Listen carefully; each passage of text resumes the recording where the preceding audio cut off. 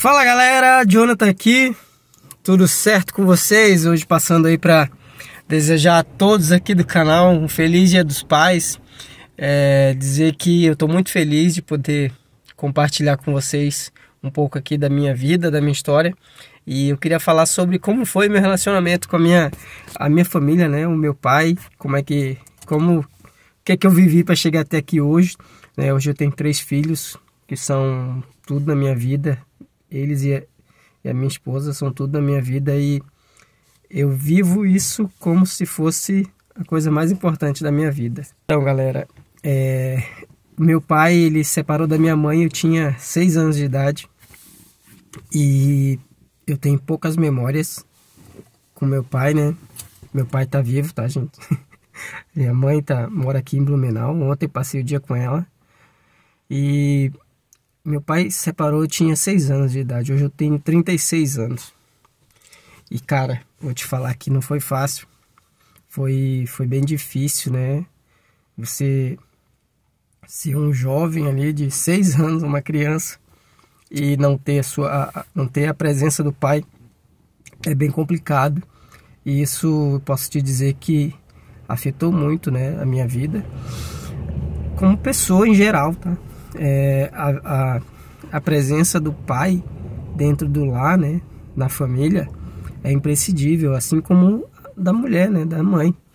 Então, isso aí, de certa forma, gera alguns traumas, né, na vida da pessoa.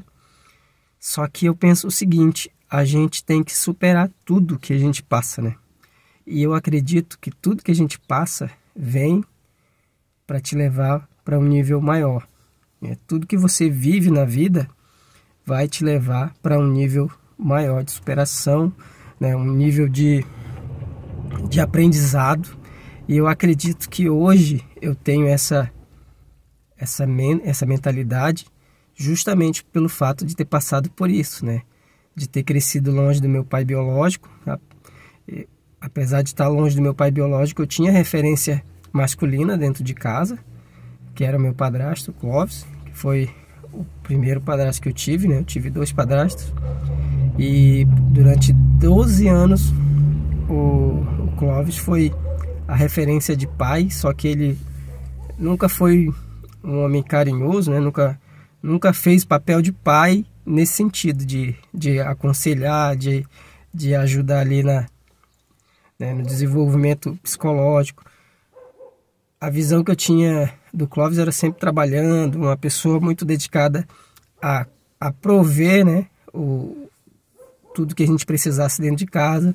Mas chegou um dia que o Clóvis deixou a gente e foi viver com outra mulher, né? Mais um aprendizado para minha vida. E a minha mãe, alguns anos depois, conheceu o José, que foi o meu padrasto, que passou mais tempo com a gente. E ele, infelizmente, veio a falecer há 5 anos atrás. Mas também foi um exemplo de pessoa. Eu aprendi muito com ele, mas muito longe de ser o pai que eu sou hoje, né? O pai que provê, o pai que é presente, o pai que educa os filhos na medida do que é justo, do que é possível. E então, gente, tudo isso só foi possível porque quando eu tinha 6 anos de idade, meu pai se separou da minha mãe e nós fomos para lados opostos. O que eu faria hoje? Se por acaso eu separasse da minha esposa, eu ia tentar ao máximo ser um pai presente, ser um pai atuante ali na vida dos meus filhos, coisa que infelizmente o meu pai não foi.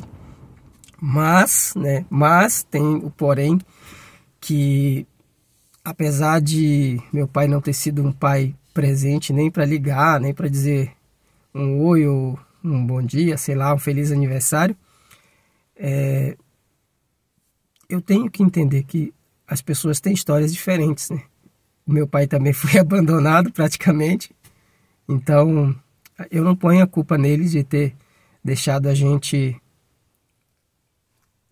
sem a figura paterna dentro do lar, né? E eu não tenho nenhum rancor contra meu pai, pelo contrário, eu amo muito meu pai. Mas, infelizmente, nem todo mundo age da mesma forma. Infelizmente, muitas pessoas criam ranço pela figura do pai, né? Papel de pai, e muitas vezes o cara usa esse trauma dele, né, de não ter tido um pai presente, para justificar as falhas de caráter como homem. Implica? Claro que implica. Claro que a falta de ter um homem, uma referência dentro da sua casa, vai fazer falta para você. Só que a gente tem que superar esses traumas, né? Eu, depois de ter ficado tanto tempo distante do meu pai, né? Nós ficamos separados 30 anos, né? Eu tomei a iniciativa de procurar meu pai, de ligar para ele, de saber como ele tá, de ir visitar ele, porque ele nunca fez isso, né? Nunca foi nos visitar, nunca quis saber, nunca quis ter contato, pelo menos eu acho. E eu tomei a iniciativa de ir até ele, fui visitá-lo algumas vezes na casa dele, e hoje eu tenho contato com meu pai muito bom. Inclusive, a partir do dia 30 agora de agosto, ele vai morar aqui comigo, aqui em casa. Não sei por quanto tempo, mas nós vamos receber ele aqui em casa para passar uma temporada aqui em Blumenau. E eu dizer que eu não tenho rancor nenhum, não julgo meu pai pela história que eles passaram, né? Que aconteceu, né, para separar a gente. E dizer que, cara, o segredo é você perdoar e você passar, né, por esses traumas e não levar isso, não passar adiante os seus traumas, entendeu? Tipo, você ficou separado do seu pai, da sua família, não passa esse trauma para os teus filhos. Pelo contrário, isso fez com que eu tivesse mais e mais vontade de estar presente na vida dos meus filhos, de estar junto com eles e de ser um pai que é pai de verdade. Como eu já falei, eu amo meu pai, eu quero apresentar minha família para ele, quero mostrar os meus filhos, quero que eles vejam como eles são, quero que meus filhos conheçam ele e ele conheça meus filhos, porque eles têm avô.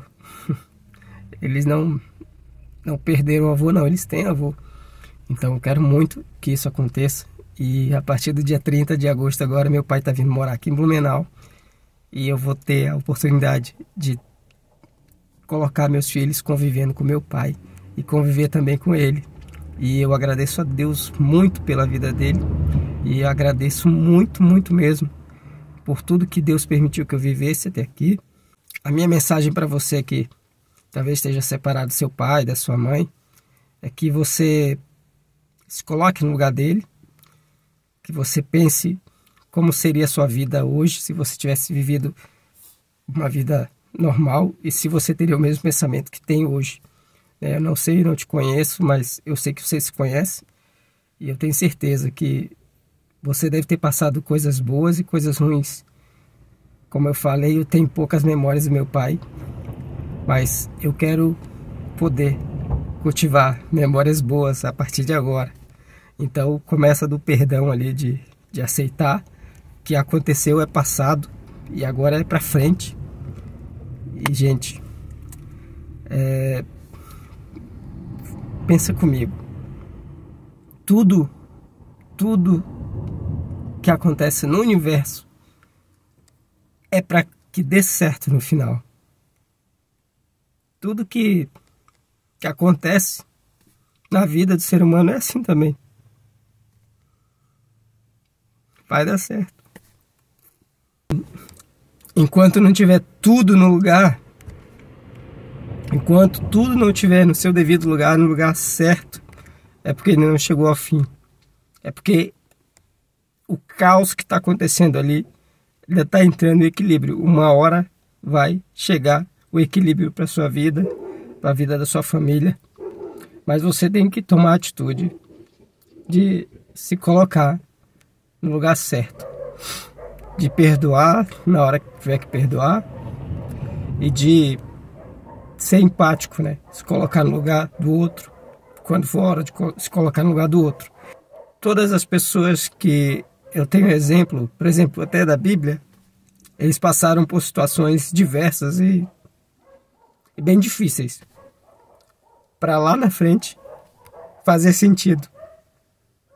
José, por exemplo, foi vendido como escravo, virou escravo, ficou preso, se eu não me engano, 9 anos, e depois de 17 anos, parece, ele virou o governador do Egito. E ele recebe os irmãos dele ali e fala que ele perdoa, que ele os perdoa, porque aquilo ali era plano, que aquilo era um plano de Deus para que o povo fosse salvo da fome, da sede e de todo o mal que veio junto com as pragas que aconteceram ali naqueles anos. Então, gente, minha mensagem de hoje é essa: perdão. Eu acredito que a grande parte dos brasileiros tem uma história parecida, mas a gente tem que fazer a diferença assim, perdoando, se colocando no lugar do outro e vivendo daqui para frente, vivendo o presente, não o passado. Beleza? É nóis, desculpa qualquer coisa, valeu.